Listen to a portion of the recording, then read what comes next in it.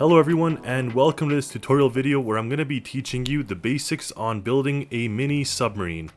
Now of course it can get as intricate as you may expect, but for this video I'm going to expect or want you to have at least an intermediate level of experience when it comes to building so that you know how to make microcontrollers and the process of building and all that good stuff.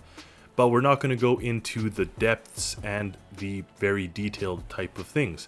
So that is going to be sort of the basis of this video. It'll get you to have a working mini submarine. But first I'm going to show you the submarines that I've built to date. Now I've made a wide variety of different types of mini subs, and I've been asked often if I'm going to make a full-size submarine, and the answer is yes, I'd love to. But for now I find mini subs are just ideal in a sense that you can transport them in an airplane, helicopter, ship, truck, whatever, and get it to your destination pretty fast for some exploring. So we're going to start with the smallest and make our way to the largest one. Here we have the Little Rove. This is a one-person mini sub. It's actually pretty advanced. It has kind of a variety of little displays and stuff here, and it's nice because in addition to the displays and the artificial horizon and stuff, it just is quite capable and has in the front magulls and a welder. So this is a small one but quite useful. Now we get up to the Little Scut. This was my first mini sub that I built, and actually since then I've even expanded upon that and made it a little better. But pretty much in here it also has the kind of displays that you find, and it has an extendable arm in this case that you can actually move up and down. So if you need to get something off the seabed, this kind of makes it easier to do that. All of my mini subs have depth hold. I find that a super valuable tool for when you are down below and you don't want your submarine to kind of make its way back to the surface. Now moving on to the Little Sunk, which is a version of the Little Scut, except bigger and better. The Little Sunk has a full perimeter spotlights, and it's actually intended for divers, and you'll see that when we get inside. So it also has seats on the top for divers, but it has an airlock chamber. So the purpose of this airlock chamber is both to transport divers, and once you are underwater and you want to experience sort of how everything is, you can actually fill up this chamber using the ballast tank water. So you don't actually add any water to the system, you fill this chamber up, and then you can make your way out of the mini sub and, you know, exploring the area. Now the Manta 2 is a very interesting mini sub. It's actually a configuration that I really like. You have to actually lay downward and look up to sort of use it. So it's a bit different, but because of that it allows it to have a very small or not high profile here, short profile. So it has the ability to get in very tight spaces and be transported quite easily. So I do like the Manta mini sub for that reason. And it also has a very interesting fold out arm, if I can find it in here. So when you go to this arm operator seat and turn on activate front arm, you can see how it opens up. So the way it opened up now, and I know we kind of have to, we can't really view it normally because we're laying down unless I stand up. But pretty much this arm has its own camera, it has its own red light, it has a welder and a magall. So it can do a lot of interesting things, including welding in kind of intricate type positions. So if you stand here or sit here, you can rotate it with the seat controls. And if you turn on the display, I believe, you can also see what the camera sees. So if it's in a kind of a weird spot, you can actually do that. So I find that quite useful for a welding mini sub. Now the Krogo is a semi-submersible, meaning that you can fully use it as a submarine, or you can also use it as a kind of semi-submersible, meaning only the little cockpit area is visible. So that is kind of a neat thing. It's a little stealthy, and it also allows us to kind of go underwater. Now what this mini sub also has is a boat mode. So it has a diesel engine actually, and it has an electric engine. In addition to the submarine mode, you got seats down here, and you have a little airlock here. So same type of thing, you could fill this thing up and open up the chamber and make your way out of the submarine as a diver. So that is quite neat and a nice system. I do love having the airlock. Now this one also has a lot of propellers, as you could see, for fine maneuvering. And last but not least, the Cont 3, which is a container sized mini sub, so it fits with the standard ISO container. You could lift it and put it onto the deck of a container ship, and it allows you to have a ROV in the back. So if you don't want to dive, and if the sub is too large to fit in a certain area, you can actually release your ROV and have it kind of explore parts of a shipwreck or something. Now if we climb up to the top hatch, you'll see that we have the airlock chamber door as well as the actual cabin. Now the cabin has an ROV operator seat, so you can see that's what the ROV sees in the back. And then it has this seat in the front, as well as two little seats, and down here we have our airlock. So same type of thing, airlock and a little operator's cabin. Now the cabin itself, this one has a sonar mode. It has a lot of other technology that the other ones don't necessarily have, but overall it is the same style and idea. Now again, it has the arm, so you can activate and extend this arm, and you could move it up and down. It does not move left and right. The Mantas is the only one that moves left and right in my fleet. This one doesn't. But what it does do is have as well the welder, the camera, all that good stuff.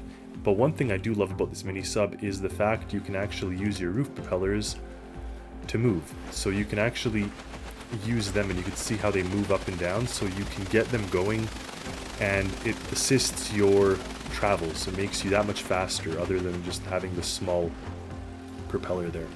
So those are my mini subs.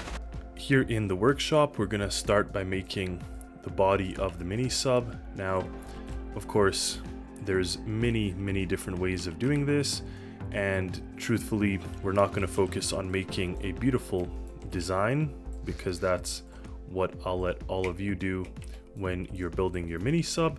But we're just going to make something that is functional and kind of gets the job done. So here we have the kind of cockpit for the people, and then down here we're gonna have the ballast tanks. Now if you noticed in mine, they always kind of look like they're two ballast tanks on either side with a little bit of separation. That is fully intentional, but of course, even though they look like they're two, they're actually one, so keep that in mind. I always like to have the weight as well, or the ballast tank on the bottom of the mini sub. It just helps with balancing that much more. But you see here, that sized cabin is pretty big for this sized of a ballast tank, so we may have to either make the cabin smaller or make the ballast tank bigger. So here I'll make this a little taller like that, and then once we put this in here, we can also expand that as such. And then if we wanted to make it look like it's two separate ballast tanks, kind of like what I did in my design, you could do this. Now I also recommend utilizing the maximum amount of water area, so you build like this. You see that fits twice as much water. Well, it fits water rather than if it was blocks, you'd fit no water. So here is no water, here is one block worth of water or so, or one block, it's two halves. So you get that, and then here you can again opt for this type of system if you so desire. Again, I prefer it because then it gives us that much more water to put in. And you could do the same with these walls now too, with the exception that if you're going to have sort of a label in some spot, you'll in that area you'll put like your paintable block, maybe in the center here. So that's not a big deal. Most of it will still be this. So those are pretty big water chambers now, so we're happy with that. And then the next step is to seal off this tank. So we'll seal it off like this, and then that way it can look semi pleasant and also get the job done as a submarine. Now you'll note that right now these ballast tanks are not connected, meaning they're two separate individual pontoons. So what I always do is connect them, as I mentioned, but I'll do that here in a second. First, I'm just gonna throw this on the back like that. And now this cockpit, like I said, I don't like the shape of it. It's a little awkward. So what I'm gonna do is reduce the size of it, build around a seat. So let's put a seat with our little pilot stick. We'll put that there, and we'll kind of go around that part. So this video, of course, is not teaching you how to build a submarine superstructure. That's not the intention. The intention is to show you how to build the mechanisms. So this will do.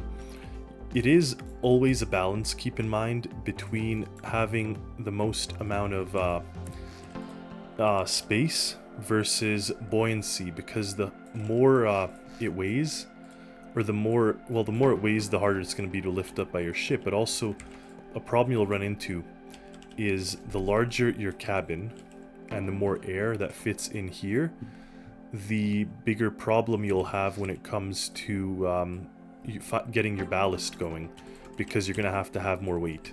So the smaller the cabin, the better. But I'm just going to leave this open in the back for now. We see that we have a good amount of water space here, and this will have to do. One other thing is you'll probably want ladders to the top, otherwise you'll be kind of jumping up and down the sides, which I just did in my other videos, so that's not a big deal. But I think it is more preferred if you can climb up, and then of course we'll put a little door on the top, and presumably you'll be jumping up from the back, so then we'll want to have the hatch open up like this. So this is kind of the basis of our mini sub. Now remember what I said about having to connect these two? Well, you can have it connected just like this with a very small, simple point like that. And of course, even though it's not continuous on the bottom, it still is not too bad of a, like, too ugly or whatever. So something along like that can do, and then that just kind of makes these two act like one, which will help because you don't have to have two pumps. You don't have to have two systems, you just have one, because it now acts like one single chamber. That concludes the physical building of the mini sub blocks and whatnot. So now we're going to move on to the systems. Now the first system that we'll need, or the first part for the drivetrain, is the battery. Now of course, mini subs under the water, unless it's nuclear powered, you're going to have batteries, so it'll be electric powered. So I'm just going to go ahead and place some batteries here in the rear. Now note that when you have batteries here, you're going to be throwing your balance and your weight quite heavily to the rear, which is fine, that's okay, but you just want to make sure that you're balanced enough to prevent yourself from putting this thing into the water and tipping back on its sort of butt end. But you can see with that now it's quite heavily to the back, so it'll be a balancing act to put that. But of course, not all is lost, because you could also put weights on the front or something along those lines. But we're not going to worry about that yet. We're just going to put simply two large batteries as our sort of drivetrain, and that will serve for the power. Now, propellers, right? Obviously, mini sub will need a propeller. So what I can do is make sort of a little nook. I do like when it's visually kind of embedded, but of course there are many different ways of doing this, so I'm not saying this is the best, I just kind of think that looks cool.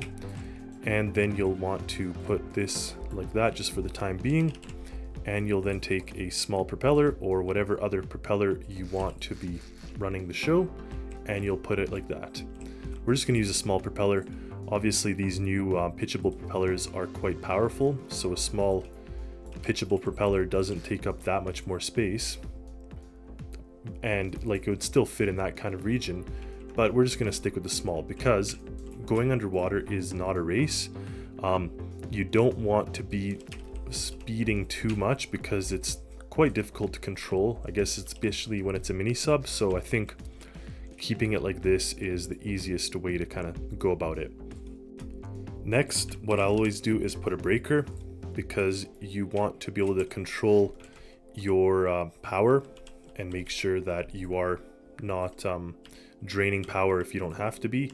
So we're just going to put this breaker here, and we'll attach the breaker, the A side to the batteries, the hot side, and then the B side to the other components. Right now we just have that one single motor. Of course, you will want lights.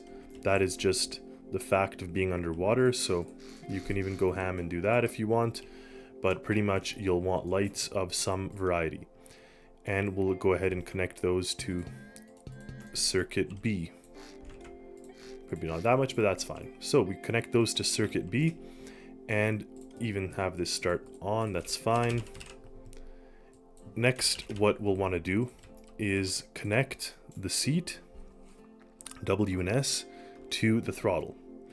Now, of course, there's different ways of doing this, but for now, let's just try the most simplest. So we have WS go into the throttle of the electric motor, and then next, you'll want the fins. Now, there's a variety of different fins you can choose from. I always like to have my main control come from the regular fin rudder. I just find it almost turns the best. Like, when you have a fin rudder, you know that you're going to be turning properly, whereas if you have some of these other ones, it'll turn much slower. It's something I've experienced with my ships. It's something I've experienced with submarines. That'll be also connected to the B circuit, and it'll go to the A and D of our seat. So now that that's there, that'll get us turning and that'll get us moving. But of course, that will not let us dive, because of course a mini sub will require fins to go underwater. So this is a good location to put your fins. Of course, it makes it a little wide. You could also put it there or something along those lines. That makes it a little narrower. We'll put it here for now. It's looking like a knockoff of my Lil Scut mini sub, which is exactly my intention. Now, if I bring your attention to these fins here, you'll see that they're actually in the opposite direction, whereas on this side, they're both on the same direction. So what we're going to do is match that, and I'll explain it in a second. So pretty much they're pointed forward, and on this side they are the same. Now on this side, if we take a look here at the Little Scut, the rear actually has negative on the top. And what the reason for this is all the different axes that the mini sub can go. So the front ones will be what dives the mini sub. So that's going to actually control the pitch of the mini sub. The rear ones, because they're in opposite directions, they're actually going to control the roll. So we'll be able to use them to roll around, and then the back rudders will control the yaw. Okay, so different fins get us different movements. And even without a ballast tank, so even if we didn't have this, if we just weighed this thing down enough, it would sink underwater, and that'd probably be enough. So we're going to do a test run, but before I do that, I just want to plug in all of these different fins to my seat. So like I said, the front ones here will control the actual diving, so that is the up and down, whereas the rear will be left and right, because that controls the roll. Now with all this installed, everything plugged in to the power, we can take it out for a spin. Now the first thing you're going to notice with something like this is it is not going to be stable at all, and it's going to tip over. And why does it tip over like that? It is because the ballast tank is empty and there's no weight on the bottom. So we will want to add weight. So what I'm going to do is remove this, put my little weighted blocks like that, and also fill this up with more weighted blocks. Now, of course, weight is not good if you're trying to put it on a ship or lift it, but weight is something you have to have in order to prevent this thing from toppling over like that. And I'm even going to add more weight right here, like this. So this now hopefully is a good amount of weight to prevent this mini sub from tipping over when it's spawned. Now there is a good amount of weight to put in to prevent it from being unstable without having it totally heavy. So right now you can see that a lot of the weight is concentrated in the back because of the batteries. They're quite heavy. But let's just test out our fins. So if I press A and D, you can see that the fins are working perfectly here. If I press up and down on my keyboard, you can see that those ones are moving in fact up and down, which is perfect. And if I look at the back and press left and right, you can see they move in opposite directions. So that is the controls that you'd expect in a mini sub.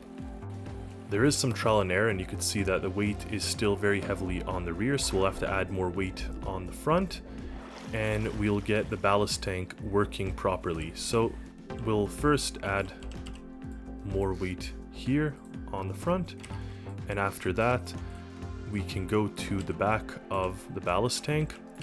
We'll cut a hole here for this fluid port, and now we need pumps. But note, the pumps have to be placed opposite. We want one to be pumping in, one to be pumping out. So in this case, this one is pumping out, as you can see here. So first, we're going to need to have the liquid filter. I only want it to be bringing in liquid, so I don't want gas to be coming in and joining this system. So we'll put the liquid filter and then the pump itself, just like we had it like this. And this is out. So this side is done, and this will be filling the ballast tank. Now on this side, we'll do the opposite, where we'll first fit the pump. And once it's oriented like this, you can see this is fluid in, moving out. And then we're gonna put the liquid filter here as well, and this fluid port end. So that is good. I do like how that looks on the mini sub too, almost like some kind of like ports for acceleration or something, like a spaceship. But anyways, now with those there, we'll plug them into the electricity. And then up here, I want to move the seat back a little bit to give us space for a little dashboard. Now, very simple dashboard, we'll just put a dial, and we'll put two toggle buttons. One will be to fill it, one will be to drain it. So we know that the left side here, meaning this side, is to fill and this is to drain. So I'm just going to label them. So fill, and this is drain. And this one here will be attached to a little liquid meter and liquid level. So that is the design of this. Now, the most important thing that a mini sub needs to have, the most important dial, is actually your battery power, because of course without the battery you are not going anywhere. So that is an important dial. And now we're good to spawn it in and take a look. So with this here in our little testing bay, we'll just hop in and sit down. And if we press this button here, you can see that the ballast tank starts to fill. Now, there may be a set amount of time that it'll take to fill, but that's fine. You will notice that slowly it'll start to sink. But even just to get ourselves oriented with how much we need, what I'm going to do is stop this right now and go here and add a spawner.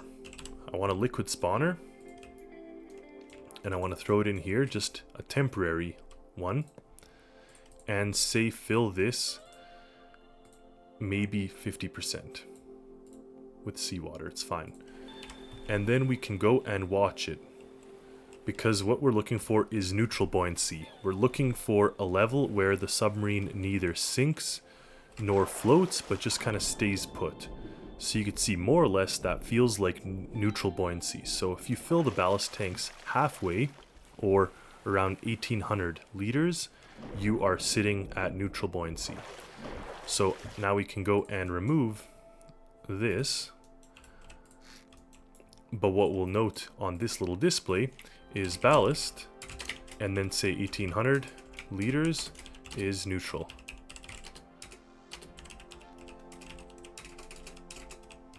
Buoyancy. So that is neutral buoyancy. So if you get it up to 18,000 or 1800 liters, you are neutrally buoyant. So we can spawn this in. And of course, you could add a lot of weight to make it neutrally buoyant right off the bat, but I prefer to have them floating kind of from the get-go. Now you can see our front is actually quite heavily weighed down, more than the rear now.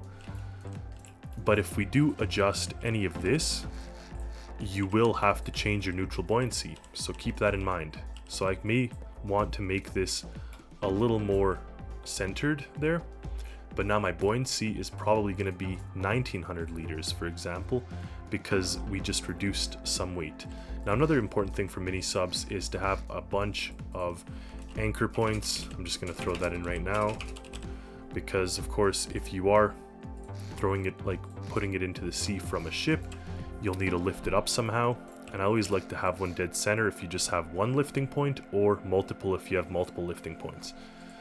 So again, our neutral buoyancy may have changed a little bit, but it's fine for now. You can see it's sitting more or less even, which is fine, and we could start to fill this thing up. Now yes, it will take a while to fill to 18,000 or 1800, but it doesn't matter, we could even start going underwater right now. So if you see that I press W, my little propeller will spin. And if I push the up arrow, it's going to move down, like my little front propeller or fins move down. So we just need that propeller to bite a little more, or we can add ourselves our weight back. Now I'm going to put weight here in the center, and that should help reduce the amount of water we have to put into it.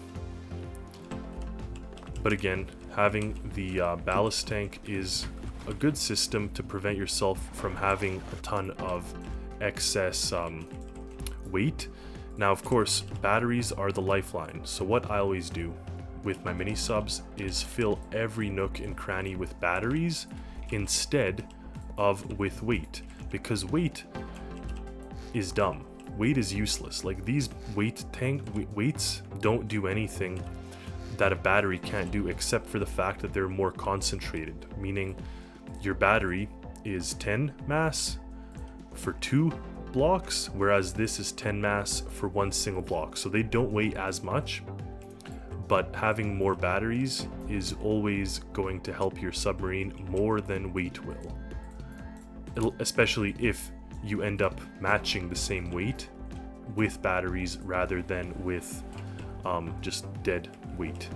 Now we're going to pop into the mini sub here. I'm just going to use no clipping, and if I can get myself in here and sitting, you can see now that the propeller is just underwater. So if I press on my arrow key, you can see it's trying to bite. There we go. Well, it got underwater, and that is the most important bit now. So if I do give it acceleration, it is going to go. Now of course we did not intend it for it to do this, so this is where having a ballast tank works well. Also, what you'll want to do is make sure that you have the throttle probably not set on what it is now, which is you have to kind of keep feathering it or holding it to go. I like to have my throttles on my submarine be sticky. But you could see, I mean, this is now a working submarine. We are underwater and we are able to explore the underwater world. So that is the basic gist of it. Now if we go and press left and right, you can see that you can get your roll going. And if we press it on the other side, you can get it going on the other side. And moving up and down on the arrow keys moves the submarine up and down. Now again, this has to be 1800 or thereabouts, so we're going to keep moving upwards. Once you achieve neutral buoyancy, then your submarine will be able to kind of stay put underwater without you having to constantly aim the fin downward. But again, this is a working mini sub. It's not pretty, but it works. So the next step is to add a couple other systems here. So like I said, I would probably want to put a throttle lever at the minimum. There's also a ton of microcontrollers that have sticky throttle, but we'll just put this here for now. We'll make the minimum go to -0.4 because I don't want to be going backwards at my full speed. I'll also change the sensitivity. Now again, I've voiced my problem with throttle levers in the past actually, and my biggest problem is the fact that this is going to be super hard to put at 0, meaning you're always going to have backward or forward motion unless you perfectly stop it at 0. So I tend not to use this system, but rather what you can use is another system which will pretty much make this minimum be 0. So you only have a positive, call it throttle, and then you will have a function box, and you will have a numerical switch box, and you will have whatever is coming out of this throttle lever going into the off and going to your motor. And then you'll have the same thing going into your function and going into your on, and all it will do is -X. And then you can put a button somewhere to put this thing in reverse. Now again, there is much more elegant systems than what I'm doing here, but this is just intended to show people and teach people sort of what to do to make a basic mini sub. There are tons of microcontrollers out there that can help you, but this will kind of be what we're going to do now. The next thing that I like to have on all my mini subs is a depth hold, and that gets a little more in depth. No pun intended there, but depth holds will rely on PID controllers. But if we can get ourselves into the mini sub, at least now use the throttle lever, bring that back, let it float up. So this is happening because we don't have any ballast. So as soon as this thing bites and puts us underwater, it instantly wants to go the direction of these fins. And these fins are aimed downward because I've aimed them downward. So clearly that it doesn't work, but what I will do is help us out a little bit by putting a spawner, but not going to put it at a full-on 50%, but rather put it a little less, so we have a good kind of starting point. So that's 35% filled, and you could see that even this is kind of neutral buoyancy. It's moving up a little bit, very slowly. So you could see if you watch this, it moves us up, so you'll want to add to this thing and get to that 1800. But now, if we add power, you'll find yourself much more capable and able to operate the mini sub. And again, without you having to constantly feather W, this is now, let's say, a fully operational mini sub by all accounts. I mean, even without a depth hold, you now can move around, and you just kind of leave it like this. Now, yes, you could shove this to 100, and then you will have to fight a lot of forces, meaning you'll have to be feathering up slowly, or rather down. When you push down, it pulls you up. It's kind of like an airplane. We have to constantly be feathering up or down to prevent you from smashing into the ground, whereas nice slow speed will get you there just as good. So now we're at 1700 liters, and there you have it. So this is 90% there, with the exception of the depth hold. So to make the depth hold, we'll start with our empty microcontroller here, put that on apart for us, and inside this we'll start with 4 items, and the 4 items are going to be the actual depth hold button,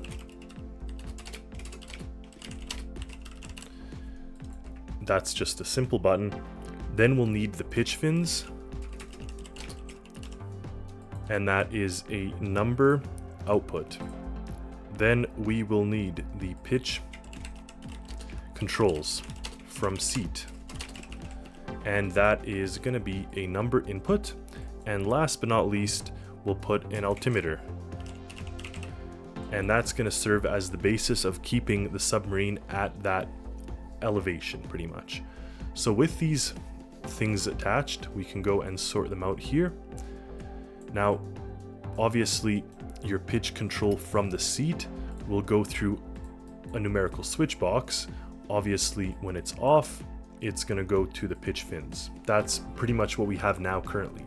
Now the difference comes in when we press this button, depth hold button, we need to activate something. Also, this altimeter has to be a number input. Okay, so now we've pressed the depth hold and then it goes on. But what exactly is on? Well, let me tell you. On is going to be this PID, and we're going to have to fill in some of these numbers. Through trial and error, I ended up with these values. So 0.6 for the proportional, we'll go with 0.0001 for the integral, and for the derivative we'll put a 4. Now we'll put that, and we'll put this depth hold button to activate this controller. Now to have our set point, it will be the altimeter, but it won't just be the altimeter, because obviously we have to stop it. We have to make a memory function capturing the elevation that we are at that current time. Okay, so what you'll have is the number to store will be the number at the instant you want to keep that, and that is what's going to be your set point. Now what's your process? It's the actual altimeter. So you'll have the number stored, and it's going to keep trying to set the altitude to become what it was at the time of you pressing the button. Now of course the depth hold button is a button, but we want to have it go from toggle to push. So this one, pulse. So you will press this and it's going to pulse, and it is going to set this memory. And last but not least, we got to clear the memory. So when the depth hold button is not pressed, send a pulse to clear it. Now one thing that we'll have to then put is connect this control output to the value on. And one other thing is, just from my previous tests, I actually had to make this a negative number. So negative X will come out of this PID. But let's give it a shot. So we attach that. We're just going to set it to be 1. Hotkey 1 will be depth hold. Just make sure that it is in fact toggle. And then we will go to pitch fins. So these are our 2 pitch fins. We will go to the seat up down and connect that to the pitch controls from seat. And last but not least, we need an altitude meter, altimeter, and we'll attach that somewhere on the mini sub. Now the altimeter itself will go to this, and that is pretty much what we need to run the show here. Now again, we'll just use no clipping to get into the mini sub because we already have something in the tank.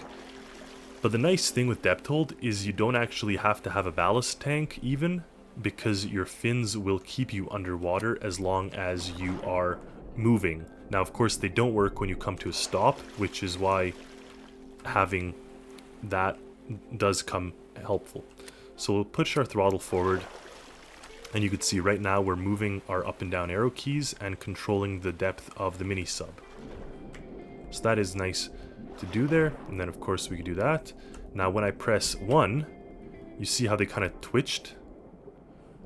But you can see now they're moving on their own. I'm not pressing up and down anymore. I'm not doing anything. It's just keeping the depth. Now it does go up and down a little bit, but you can see it's kind of stabilized, and if I push this all the way to the end, you have it still pretty much somewhat under control. You could fiddle with these numbers, and again, it's not really meant for super high speeds, so it is making some corrections, but at any slower speed, it does work. Now I'm going to bring myself lower to the ground here and pull it up. So I was actually controlling that, and I'm going to press 1 again.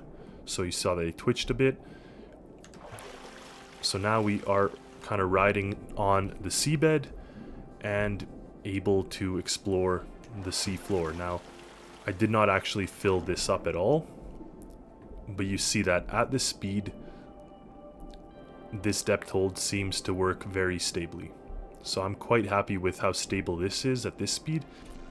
You can pretty confidently explore the underwater world just like this, and, you know, stay at a nice constant depth. Of course, if you fill this to your neutral buoyancy, you can bring yourself to a stop, and the sub will not want to rise.